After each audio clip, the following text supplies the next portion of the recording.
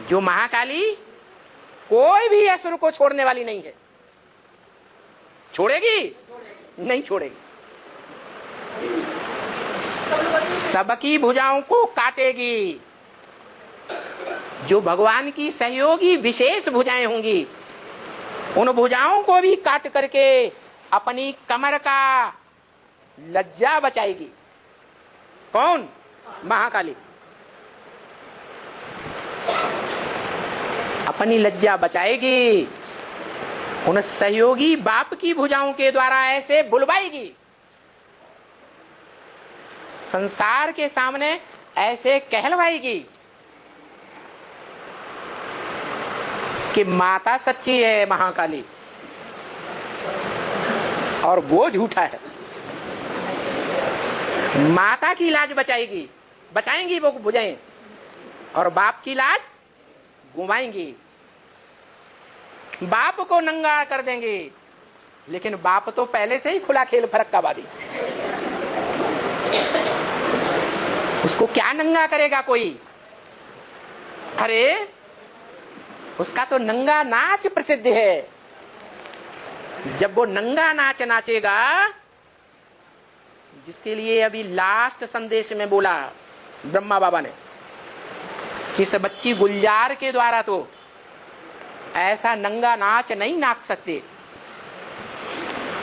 कोई पुरुष चूल्हा है, तीसरा रथ, जिसके द्वारा ऐसा डांस होगा ज्ञान का कि सबके चेहरे प्रत्यक्ष हो जाएंगे। कोई का कुछ भी इस दुनिया में छुपा हुआ नहीं रहेगा। कोई कितना भी अपने पोता मेल को छुपाए, छुप नहीं सकेगा। इसलिए बोला देहभान को छोड़ दो, ये देह अहंकार छोड़ो, नहीं तो मच्छरों सदस्य ले जाऊंगा। जैसे मच्छर में कोई देह अभिमान, देह का टुकड़ा नहीं होता, ऐसे ले जाऊंगा। तो बताया नई दुनिया आने वाली है तो विनाश भी जरूर होना है, और देह अभिमानियों का विनाश होना है या आत्माभिमानी का विनाश होना है। और अपना पूरा पोता मेल देने वाला कोई करोड़ों पुरुषार्थियों में से, कोटों में से को एक है। क्या बोला मुरली में?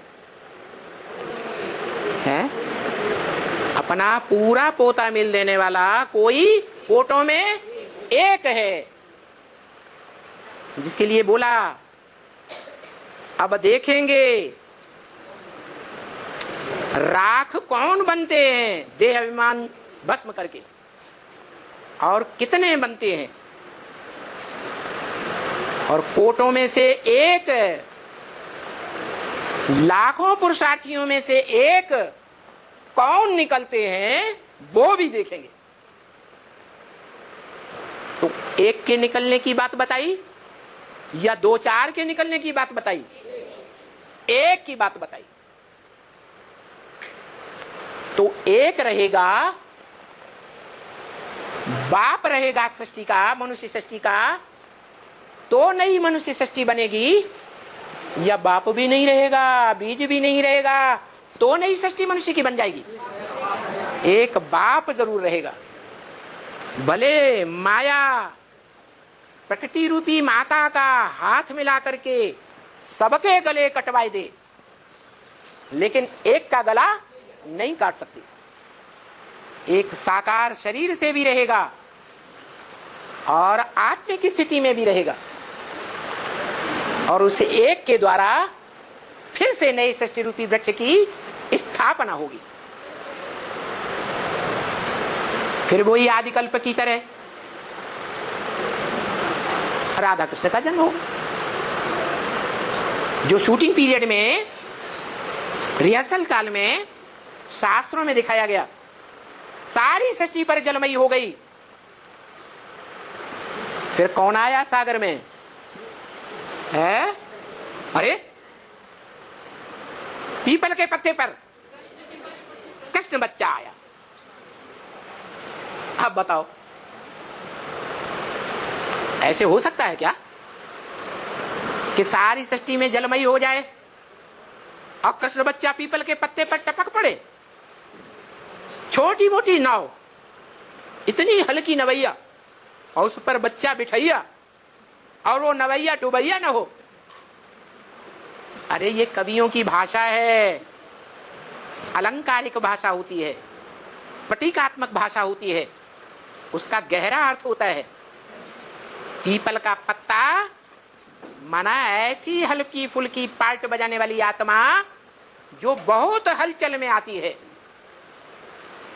दुनिया के जितने भी वृक्ष हैं उनमें कौन से वृक्ष का पत्ता है जो थोड़ी सी हवा भी हिलेगी डुलेगी तो पत्ता जोर से डोलता है?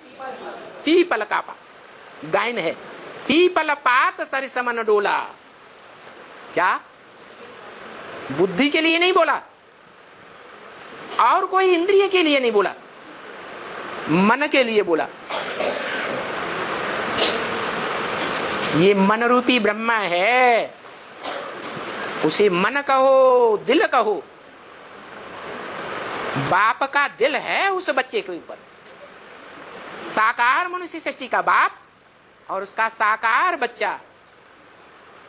मनुष्य सृष्टि का पहला पत्ता कृष्ण उस बच्चे के रूप में बोला कि वो किस पत्ते पर आता है? क्या नाम दिया? पीपल। उस वृक्ष को कहते हैं, वो वृक्ष पीपल का वृक्ष क्या कहा जाता है? ब्रह्मदेव। क्या कहते हैं? ब्रह्मदेव। कहते हैं उसमें भूत प्रेत निवास करते हैं, इसलिए उसकी लकड़ी को कभी नहीं जलाना चाहिए। वास्तव में वो ब्रह्मा रूपी आत्मा की बात है। वो ज्ञान चंद्रमा ब्रह्मा जिस साकार चोले में फीमेल में प्रवेश करता है वो पीपल के पत्ते के रूप में पार्ट बजाने वाली आत्मा है। रुद्रमाला का मणका तो है, लेकिन सबसे कमजोर मणका है या पावरफुल मणका है? कमजोर, लास्ट मणका है, इसलिए बहुत हिलता डुलता है। ऐसा पत्ता रूपी आत्मा जो लंबे समय तक बाप के साथ रहती है। आपने एक वृक्ष देखा होगा, वो वृक्ष बहुत बढ़ जाता है और उस वृक्ष में अनेक प्रकार के और भी वृक्ष पैदा हो जाते हैं। कौन सा वृक्ष है? खजूर बहुत बढ़ जाता है, बढ़ जाता है, बरगद, उसमें और भी वृक्ष पैदा हो जाते हैं। पीपल का पेड़ पैदा हो जाता, नीम का पेड़ पैदा हो जाता।